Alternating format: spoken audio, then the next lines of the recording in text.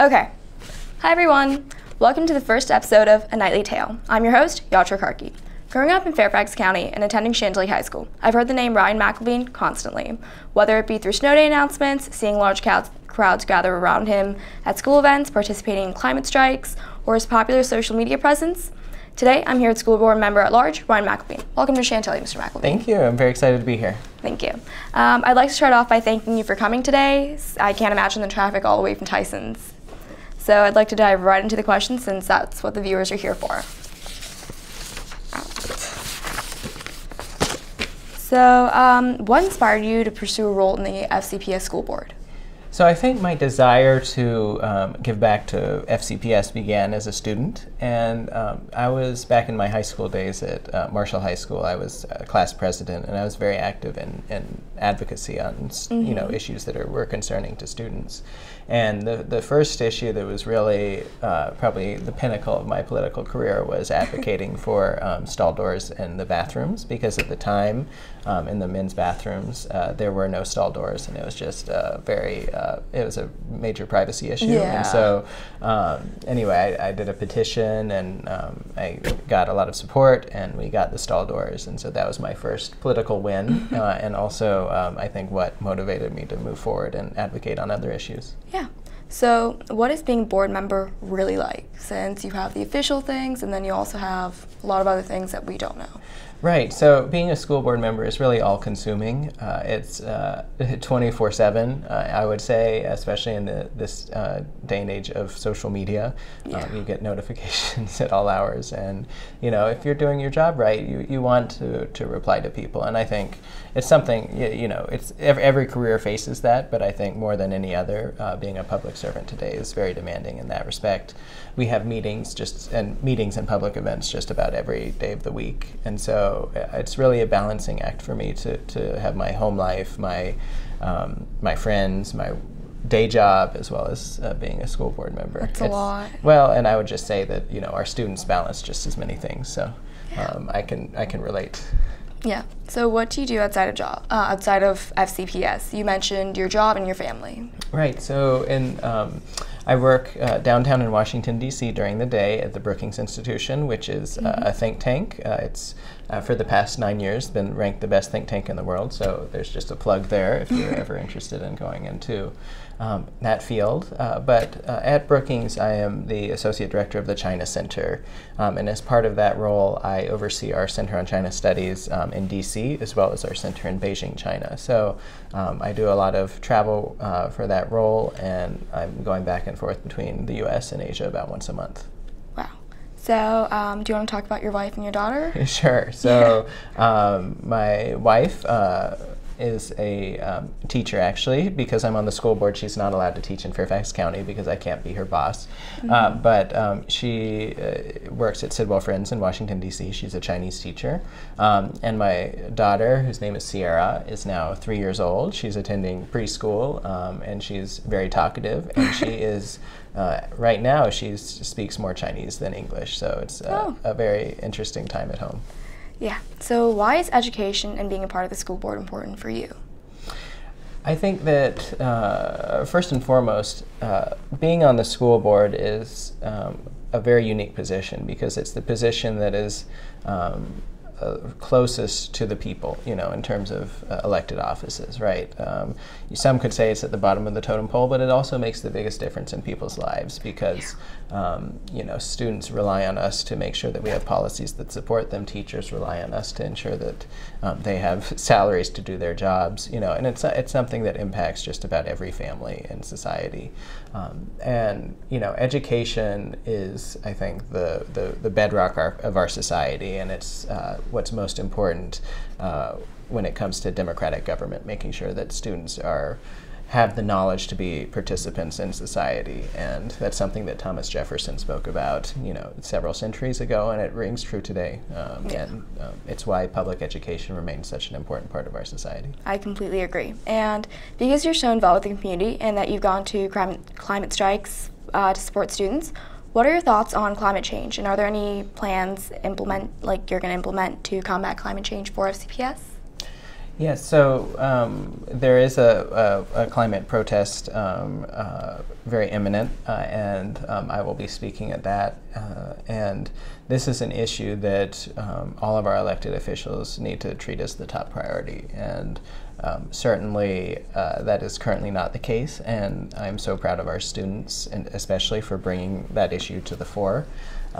In Fairfax County Public Schools, we've focused a lot on this issue over the past decade or so, and as of today, we have the most Energy Star certified buildings of any school system in the nation. We're looking at putting solar panels on all of our buildings, but I would tell you that since we're here at Chantilly, Chantilly is one of 3 schools that are going to be piloting solar panels in the next couple years because you guys have recently had a roof replacement that is strong enough to hold the panels. So that's something that impacts you guys in particular. We're also looking at our bus fleet. We have the largest bus fleet in the nation, bigger than Greyhound, and we want to see how we can convert those vehicles into electric vehicles. And there are certain programs at the state level that might allow us to do that. That's awesome. So are you working on any important projects or missions for FCPS right now? In general? Yeah, just in general with the climate strike being said. Right, so there are always lots of things going on. I think one of the projects that I've been working on right now is to create a policy that allows for students to engage in civic engagement activities during the school day, whether it's going to a protest or a direct action, or going to speak to members of the government at the state or federal level and making their voices heard. And so we're going to be implementing a new policy on civic engagement that will allow students to have one excused absence each year. They'll have to check in at school, but then they can go off and do their activity. So that's coming very soon. I fully support that. So because several members of the FCPS community are wondering, how are you able to announce the snow days before the official FCPS sites and accounts?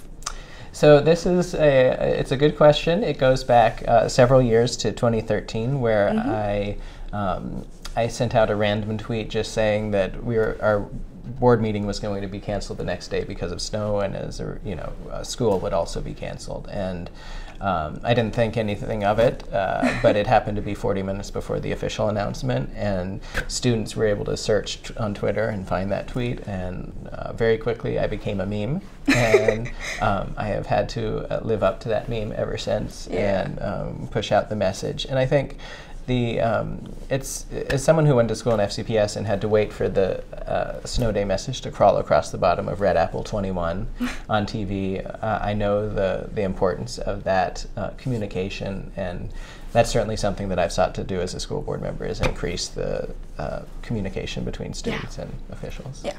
So although many students love snow days, what are some factors you need to consider, like buses, students that rely on schools for meals, and expenses involved? Right. So you raised some very important concerns there. We do have about 35% of our population that relies on schools for perhaps their only meal of the day. So that's an important factor to consider when canceling school. But also we have a massive staff that's involved in this decision in our facilities and transportation department. They actually go out and ride all the bus routes, examine all the sidewalks to make sure that they would be passable. And if not, then that factors into the decision. We also work with the local council of governments, the National Weather Service, and all those pieces play into our decision making. And hopefully that allows us to give the message in a timely manner by 4:30 in the morning, or as soon as possible in the evening. Yeah. So if you had the ability to decide snow days for yourself, would you? Or is it just too big?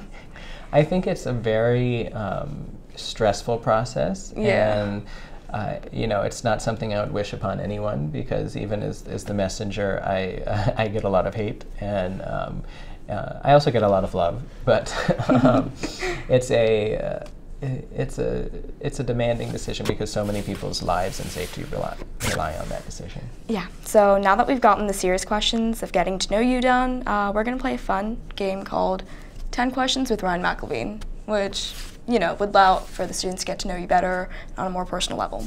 So, What TV show would you love to make a cameo in? So I would, even though the show is now over, I would like to make a cameo in Game of Thrones. Yeah, I'm a big fan. Yeah. So what is the number one question you're asked by your fans? The number one question is actually about snow day calls, but I will say that the biggest concerns that are brought to me have been about dress code and bathrooms. So those are the two things I hear the most about. But luckily, we've made progress on dress code. Yeah, definitely. So what do you consider your greatest achievement?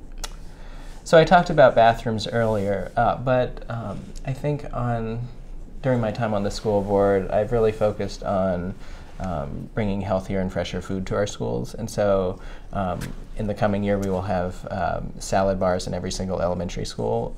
So that's 140 schools. So that's a major achievement. And yeah. We still have work to do on school food, but I think we've made a lot of progress. Yeah, I definitely agree. So what was your high school experience like? And did you enjoy it, or?